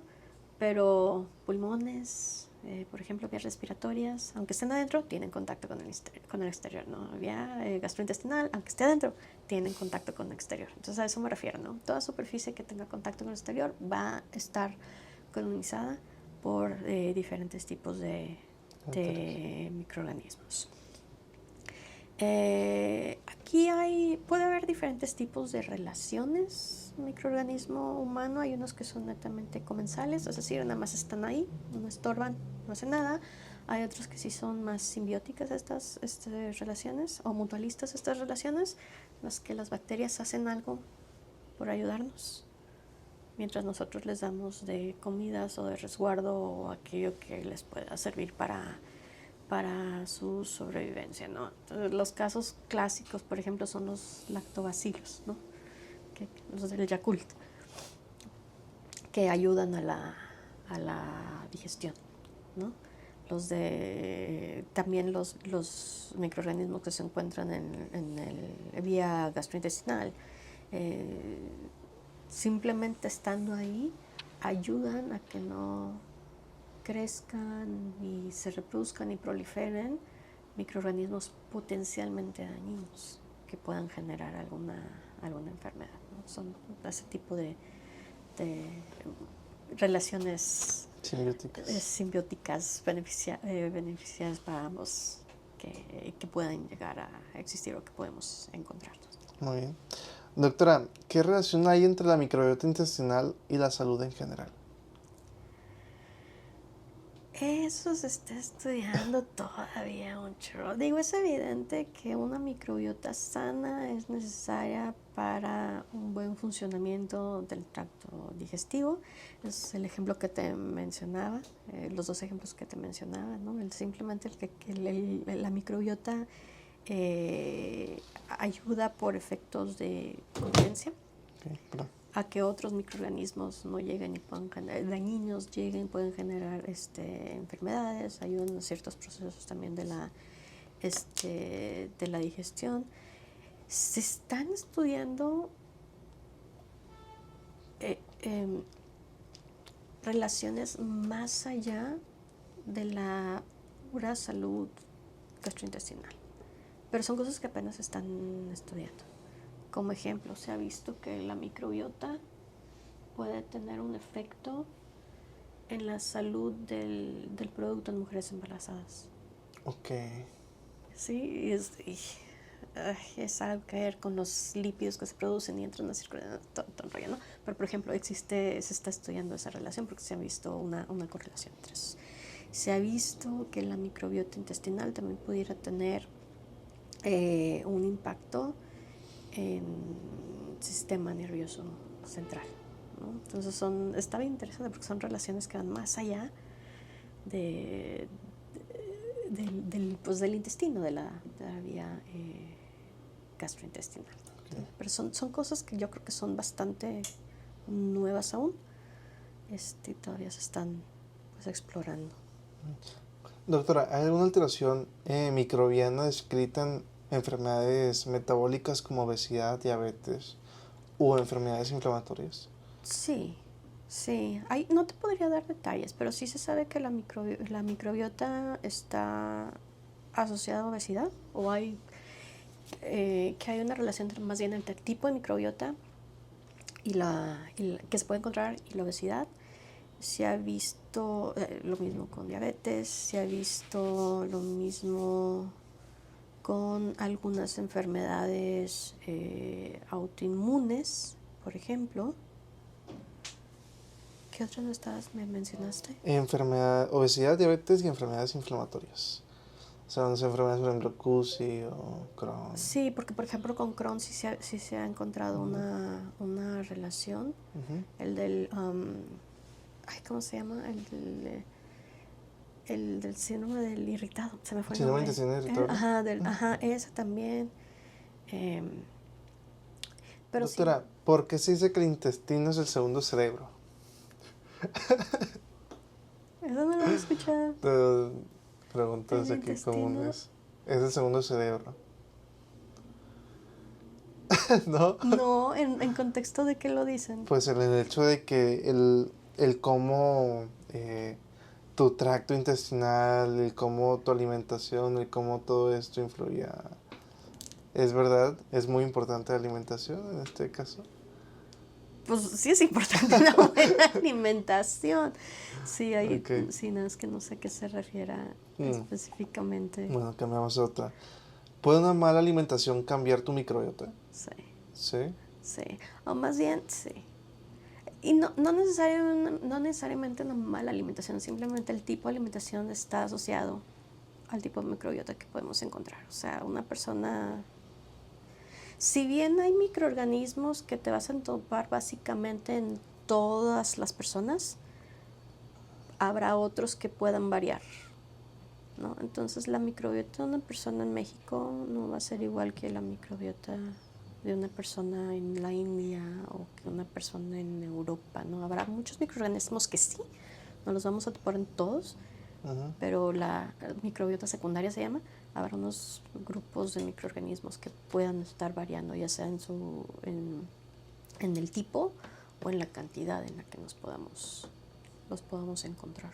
Entonces, sí, el tipo, y se sabe o se sugiere que el tipo de alimentación es uno de estos factores. Ok, muy bien. Doctora, una pregunta muy común es, ¿realmente sirven los probióticos comerciales? ¿Realmente qué? ¿Sirven los probióticos comerciales? Sí. ¿Sí? Sí sirven. Son muy eficaces. Si hay alguna disbiosis menor, también depende cuál sea la alteración de la microbiota que tengas, ¿no? Tampoco son magia, Okay. pero sí pueden ayudar a regular la microbiota si la disbiosis es pues, ligera. Okay. ¿Sí? ¿Sabe de casualidad qué contienen esos probióticos comúnmente? Sé que contienen principalmente lactobacilos, que son una de las principales bacterias que nos encontramos en el intestino, sí. Muy bien, doctora, hablando de investigación, tecnología y bioseguridad, ¿cómo es la manipulación segura de patógenos? Y ahorita nos platicó acerca de cómo es muy riguroso todo el tema para que haya un crecimiento pues tanto de hongos, bacterias, pero ¿cómo es la manipulación segura de patógenos? Ahí también va a depender mucho del tipo de patógeno. Hay diferentes niveles de seguridad dependiendo de las características del microorganismo. Qué tan virulento es por sí mismo, qué tan fácil es de transmitir, qué tan grave es la enfermedad que pueda causar. Hay vacunas, hay tratamiento, ¿no? Entonces, en base a estos criterios, se clasifican en diferentes niveles, depende del nivel. Son no solamente los procesos que se tienen que seguir, es también el equipo de protección que se debe usar, es incluso la infraestructura en las que se pueden manipular, ¿no? Por ejemplo, tú recuerdas los laboratorios, ¿te acuerdas de qué bacterias utilizaban en los laboratorios de microbiología? Algún bacillus les han de verdad, algún bacillus, algún estafilococcus, no sé. Creo que eran cocos y Streptococcus, cosas así, ¿no? Entonces van a ser microorganismos. Hay tratamiento efectivo, en el caso de Streptococcus pneumoniae, que creo que es el que les dan, hay vacunas, ¿sí? Entonces son microorganismos bastante, que sí pueden causar enfermedades, pero pues por sí mismos son inocuos, se pueden tratar fácilmente, muy probablemente todos ustedes están vacunados, porque si no, no los hubieran dejado entrar a la primaria, ¿no? Entonces, y los trabajamos al mechero, en mesa, ¿no?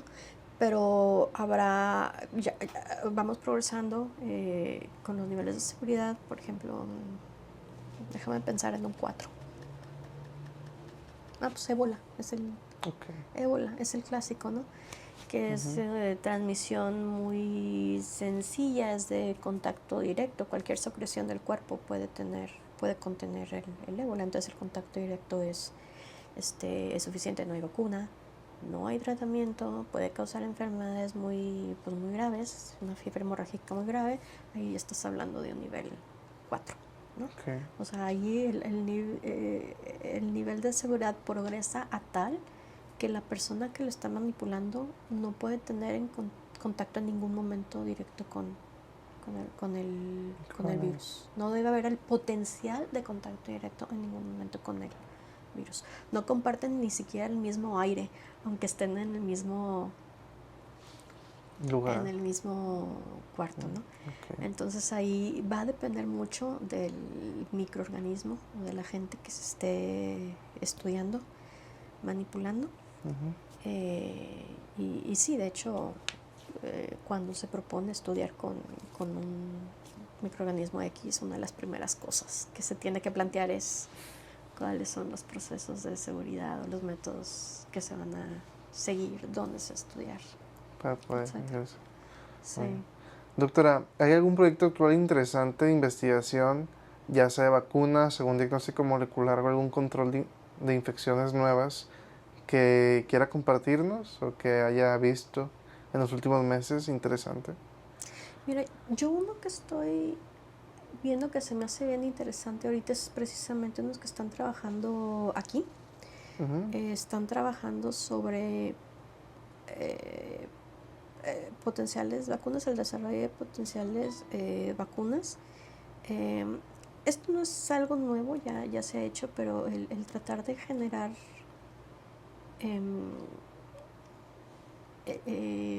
vacunas empleando levaduras como vehículo, ¿no? Levaduras totalmente benignas, inocuas, ¿no? Que no dañen al microorganismo, evidentemente, pero pues ahí está para la idea, porque como son, las levaduras son células eucariotas, pueden producir proteínas glicolizadas que una bacteria no puede hacer. Y normalmente las proteínas virales o de aquellos virus que tengan envoltura, como el COVID, por ejemplo, van a ser de este tipo de proteínas, ¿sí? Entonces ahí básicamente, en vez de tenerlas que sintetizar o tener que tener cultivo viral para poderlas producir, aquí la levadura, que es un microorganismo que se reproduce pues relativamente rápido, que dijimos en 1 o 2 días, te puede estar produciendo mucha de esta proteína, ¿no? Incluso pudiera funcionar como un vehículo directo, es decir, echarte directamente digo, habría muchos pasos, ¿no? Revisar la seguridad de esto, pero potencialmente incluso en un Yakult ingerir esa levadura. ¿Sí? Ok, muy bien. Doctora, vamos a pasar a un apartado muy importante que es mitos y desinformación. ¿Cuál es el mito más peligroso que escuchas seguido? Las vacunas no funcionan. Ok, doctora. ¿Se puede explicar por qué no? Está súper de moda ahorita las vacunas no funcionan. Porque sí funcionan, o sea, sí son muy eficaces para para evitar enfermedades. Yo creo que una de las cosas que hace que la gente piense que las vacunas no funcionan es porque tenemos una idea errónea de lo que una vacuna hace. Porque yo creo que en términos generales pensamos en una vacuna como algo que va a evitar que te infectes, ¿cierto?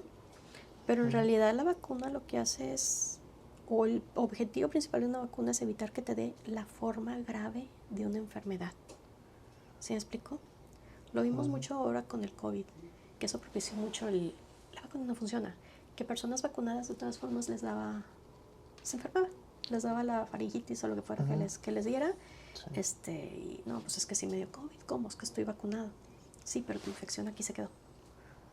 No se fue más allá, no progresó, no te dio una forma grave de la enfermedad. Ese es el objetivo de las vacunas, que no se desarrolle una forma grave que llegue a ser incapacitante o que llegue a ser mortal en algunos casos. Como efecto secundario puede ser de que evite el contagio, y muchas vacunas tienen eso, ¿sí? El que se genere la protección de rebaño, ¿no? Pero a fin de cuentas, lo que una vacuna va a hacer es de que no desarrolles una forma peligrosa de la enfermedad. Yo creo que eso es algo que deberíamos de tener más en claro muchas Ok. personas. Ok. Doctora, ¿algún mito sobre contagio de enfermedades? No sé, ponte la chaqueta si no te va a dar algo, ese tipo No, de que ahora. cuando Ok. hace frío y te vas a enfermar. ¿Qué otra? Ay, no se me ocurre. No se me ocurre alguna otra, es la clásica. El hecho de que las enfermedades respiratorias no se dan por el frío. Sí, Muy bien. sí, sí. Ok. Doctora, ¿cómo enfrentar la desinformación médica en redes sociales? Híjoles, es difícil. Yo creo que si no estás medio familiarizado con el área, digo, porque a fin de cuentas, si llega alguien con título de doctor y te está diciendo algo totalmente erróneo, ¿por qué no habrías de creerle, no? Si es un doctor y se supone que ¿Qué estudió? que sabe. Ajá, que sabe. Sí, es difícil. Yo creo que ahí pues lo más importante sería tratar híjoles, de sustentar toda la información que estamos dando con evidencias. A fin de cuentas, la medicina es una ciencia que está basada en evidencias y en probabilidades, ¿no? Ujú. Entonces, que la información que demos pues esté debidamente sustentada y no estar dando información con base en me platicaron o a mí en la escuela me mencionaron esto, X, Y, Z. Muy bien. Doctora, vamos a pasar al último apartado que es consejos y vida médica y voy a abrir con una pregunta muy importante que es ¿qué cualidades debe tener un buen microbiólogo? Paciencia, Paciencia. Muy bien. resiliencia. Sí, yo creo que resiliencia es de las más importantes. Va a haber veces en las que las cosas no salen, los experimentos no salen, y es estar probando y volviendo A intentar. volviendo a intentar. Doctora, ¿cómo recuerda su vida antes de entrar a la facultad, dentro de la facultad y después de salir de la facultad? No recuerdo mi vida antes de haber entrado a la facultad. Okay. No sé en qué sentido. Pues en su sentido personal, en sentido cómo recuerda su vida que ve ahora día a Pues día era libre y antes de feliz, eso. ¿qué te puede decir? Sí, No, pues es que son cosas que vienen con la edad. Son más responsabilidad. incluso dentro de la facultad, o sea, vas progresando dentro de la facultad y vas adquiriendo más responsabilidades. Lo que sí es de que ha sido un camino bastante interesante. Yo creo que soy de las personas que tiene suerte en que está trabajando en algo que le gusta, y pocos tenemos el privilegio, ¿no? Ujú. de poder hacer esto. Entonces Okay. hace que no esté pesado el día. Doctora, Solo ¿participó en algún grupo de investigación dentro de la facultad? sí, estoy en cuerpo académico, aquí con algunos, Cuando usted estaba estudiando cuando yo estaba en la facultad, estudiando, sí. cuando estaba en la licenciatura, sí. Ujú. Estuve un ratito con el doctor Pereira allá en Ciencias Biológicas. Me parece que todavía está dando clases él ahí. Okay. Él trabajando con Bauveria. Era un hongo que parasitaba pero insectos. Okay. Entonces lo estaban estudiando para ver si se podía emplear como control de plagas. Y estuve también un tiempo con el doctor Lara. Estuvimos en el laboratorio 3 ahí de la unidad de inmunología. Trabajaba con Staphylococcus aureus resistentes y con VIH. Okay. Y probábamos nanopartículas. Cuando se pusieron de moda las nanopartículas, estábamos probando nanopartículas de plata en ese entonces contra estos microorganismos. Doctora, ¿cuál fue su materia favorita y cuál se dificultó en mayor medida? En todos mis estudios, Ajá. las que se me dificultaban eran las estadísticas. Okay. Las estadísticas. De mis favoritas, pues sí, las microbiologías genéticas. Ok, Sí. muy bien. Doctora, ¿cuál ha sido su motivación durante todos estos años? Hay días, que obviamente, que en los cuales no se siente de la mejor manera. ¿Cómo cambiar ese chip a tengo que hacer las cosas bien, responsablemente y cambiar a sentirse de mejor manera? Yo creo que hay dos cosas que son las que te hacen que te sientas muy bien. Ok, Una es cuando ya ves el paper publicado, ok, ¿no? O sea, con tu trabajo de mucho tiempo, ya físicamente lo puedes ver en algo. ujú, Y por el otro lado, algo que me pone muy contenta es a finales de semestre, cuando los alumnos se te acercan y te dicen que les gustó mucho la clase o que aprendieron mucho. ok, Sí, y ese tipo de cosas. Yo creo que son de las dos cosas que dices, bueno, ok, ok, aguanto lo malo. ok. Doctora, ¿qué se recomendaría a nivel nacional e internacional para estudiar biología y o algún doctorado en microbiología médica? ¿Qué sede? Ajá,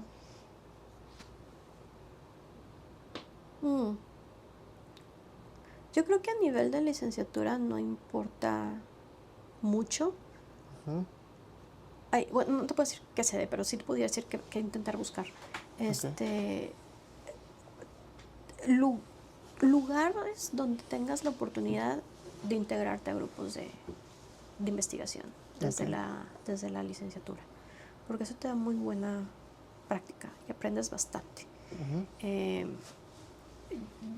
yo tuve la fortuna de que ciencias biológicas, o no sé si sigue siendo así, pero en mis tiempos era así. O sea, tú podías fácilmente acercarte con algún doctor, algún profesor que te interesaba, y era bien raro que alguien te dijera que no.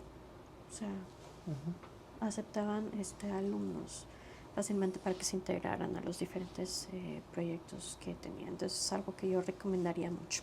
Doctora, ¿cuáles han sido sus recuerdos más significativos durante la enseñanza?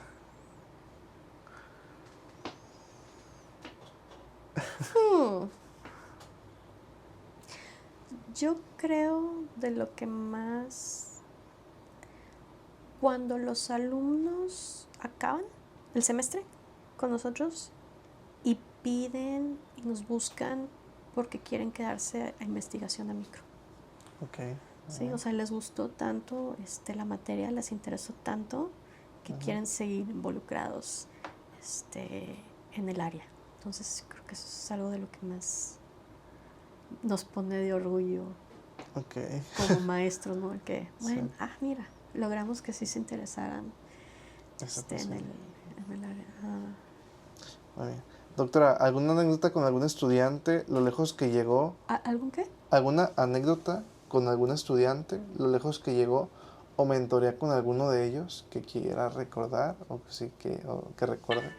Fíjate, no llevo tanto mentoreando a estudiantes, entonces están muy chiquitos todavía, Ok. realmente. Pero sí, ¿Alguna anécdota? sí, en general, o sea, porque ahorita la primera estudiante que me tocó, yo creo que está en residencia, ¿no? Ok, muy bien. Entonces, y me llama la atención porque las traía, y me llama la atención que dice de que las cosas que hacía conmigo o que le llegué a enseñar son cosas, muchas de ellas son cosas que sigue utilizando, Ok. ¿no? Muy bien. En aspectos de investigación o en la escritura de papers, ese tipo de cosas, que a fin de cuentas lo que hizo aquí conmigo fue muy buena práctica para lo que continúa haciendo o lo que está haciendo Excelente. actualmente. Sí. Doctora, ¿elegir maestría u especialidad en primera instancia? Pues ahí le tendrías que preguntar, yo creo que a un Pero médico. a Ajá. su criterio. Depende de qué quieras también. Sí, porque hay estudiantes de medicina que sí tienen bien claro que la investigación es algo que quieren hacer, que quieren dedicarse. Entonces, tal vez en esos casos una maestría sí valdría la pena porque te da un muy buen entrenamiento para la investigación, ¿no? Okay. Pero si no tienen esa inquietud, pues váyanse directo, yo creo que a la especialidad. No creo que una maestría por sí misma les ofrezca algo si no es el área a lo que quieran dedicarse. Porque a fin de cuentas la maestría es un entrenamiento, principalmente. Bueno. Doctora, ¿qué recomendaría a quienes dudan entre estudiar biología y otra carrera? ¿Qué les recomendaría? Que traten. Yo algo que hice que me ayudó a decidirme es que cuando estaba pensando si entraba o no, si me cambiaba o no, pedí permiso de entrar de oyente a las clases. También tuve esa facilidad, es probablemente que no todas las escuelas te den chance, pero tuve ese semestre de transición en el que me dieron la facilidad de ir a clases allá en biología y me colaba a varias. Y pues eso ayudó a tomar la decisión final a fin de cuentas. Muy bien.